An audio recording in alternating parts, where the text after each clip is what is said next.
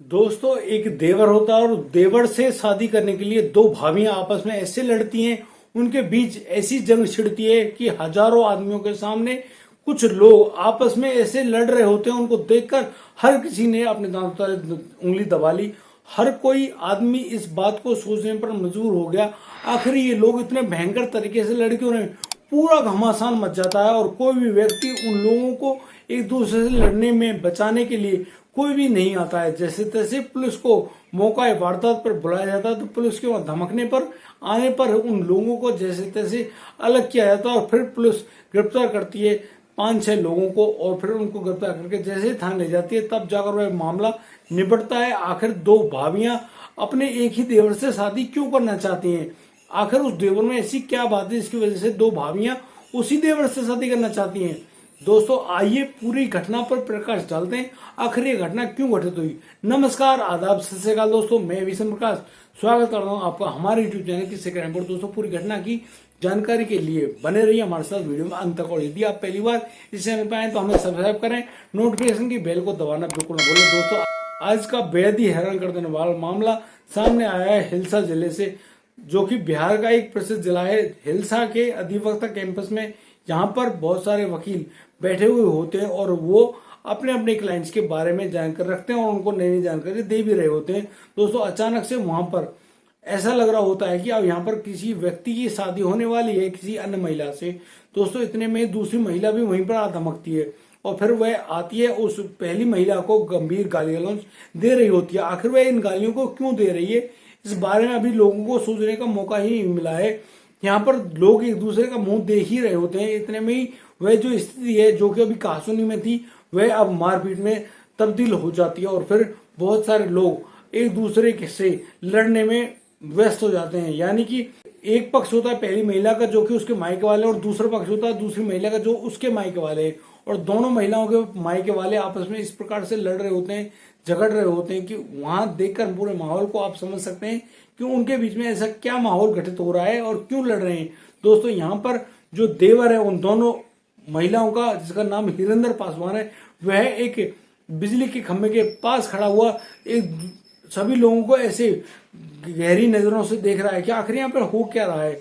दोस्तों, दोनों पक्षों में बहुत गंभीर घमासान होता है और उसी घमासान के बीच किसी अन्य व्यक्ति द्वारा पुलिस को मौका वारदात बुलाया जाता है। और दोस्तों, पुलिस अब मौका वारदात पर पहुंचकर अब पूरे मामले को देखती है तो फिर वह वहां पर घोषणा करती है कि यदि आप लोग नहीं माने तो हमको मजबूरन गोलियां चलानी पड़ेंगी, तब जाकर आप लोग कंट्रोल में आएंगे। दोस्तों, गोलियों का नाम सुनते ही सभी लोग रुक जाते हैं, ठहर जाते हैं अपनी अपनी जगह पर और उस मामले को अब थोड़ा शांत किया जाता है। तो यहाँ पुलिस सुबोध कुमार, उनकी पत्नी शीला देवी और उनके 2 बच्चों और भी उनके जो मायके के पक्ष के लोग हैं उन सबको गिरफ्तार करते हुए अपनी वैन में बिठाकर पुलिस थाने ले जाते हैं। दोस्तों, यहाँ पर हिरेंद्र कुमार के पास हेमंती देवी नाम की एक महिला है जो कि विधवा है।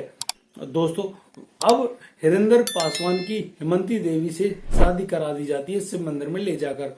और दोस्तों, उसी के कागजात जो कि उस अधिवक्ता कैंपस में तैयार किए जाने थे उन कागजों पर अब साइन हो रहे होते हैं और दोनों की कोर्ट मैरिज पर भी साइन हो रहे होते हैं। आखिर ये झगड़ा क्यों हुआ, तो यहाँ पुलिस अब हिरेंद्र पासवान से पूछ रही होती है। तो हिरेंद्र पासवान यहाँ जानकर देते हुए बताता है कि वह अपने भाइयों में सबसे छोटा है। उनके बड़े भाई का नाम सुबोध कुमार है, उनके बीच के यानी जो मझले भाई हैं उनसे बड़े जिनका नाम है उनका नाम मैनेजर पासवान है और उनका नाम हिरेंद्र पासवान है। इन दोनों बड़े भाइयों की शादी पहले ही हो चुकी थी। मैं अभी पढ़ाई लिखाई के लिए, मेरी शादी अभी नहीं हुई है और मैं अपने घर में रहकर ही पढ़ाई लिखाई कर रहा होता हूँ। सन 2018 में मैनेजर पासवान जो कि मेरे बड़े भाई हैं उनकी किसी गंभीर बीमारी के कारण मौत हो जाती है। और दोस्तों, जैसे ही उनकी मौत हो जाती है तो हेमंती देवी उनके घर में विधवा बनकर रह रही होती है। यहाँ ससुराल वाले और मायके वालों के द्वारा लिए गए निर्णय के अनुसार अब हेमंती देवी की जो शादी होनी थी वह हिरेंद्र पासवान के साथ ही होनी थी। लेकिन यहाँ पर जो शीला देवी जो कि उनके बड़े भाई सुबोध कुमार की पत्नी है, वे भी कब्जा करना चाहती है मैनेजर पासवान और हिरेंद्र पासवान के जो हिस्से में आ रही है जमीन जायदाद पर। दोस्तों, इसी जमीन जायदाद के चक्कर में आकर शीला देवी भी कहती कि मैं भी अब शादी करूंगी तो हिरेंद्र पासवान से, यानी कि एक अकेला देवर हिरेंद्र पासवान 2 महिलाओं से शादी कैसे कर सकता है।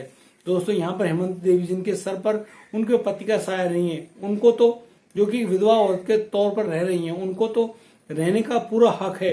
हिरेंद्र की पत्नी बनकर, लेकिन शीला देवी के पास ऑलरेडी उनके पति सुबोध कुमार हैं, यहाँ तक कि उनके 2 बच्चे भी हैं।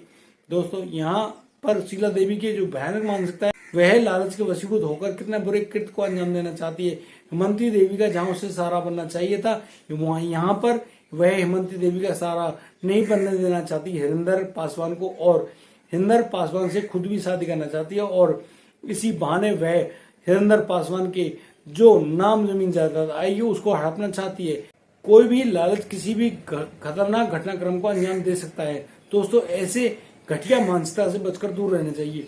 पुलिस ने जैसे ही सुबोध कुमार, उनकी पत्नी शीला देवी और उनके बच्चों को गिरफ्तार करते हुए पुलिस थाने ले जाकर उनको समझा बुझाकर उनके घर लौटा दिया गया है। और दोस्तों यहाँ हिरेंद्र पासवान अपनी पत्नी हेमंती देवी को पाकर और उनके साथ उनके 2 बच्चों को पाकर बेहद खुश हैं, और खुशी खुशी हुए उनको अपने घर ले जाता है। यहाँ पर हिरेंद्र पासवान के जो पिता है, इनका नाम महेंद्र पासवान है, वो भी बेहद खुश हैं, और वो आशीर्वाद देते हैं दोनों बच्चों को कि आप सदा खुश रहो, हंसते रहो, मुस्कुराते रहो, कभी भी जिंदगी में किसी प्रकार का कोई भी घटिया जुर्म करने से या फिर इन बच्चों को दुख देने से तुम्हें कोई ज्यादा बढ़िया आशीर्वाद नहीं मिलेगा।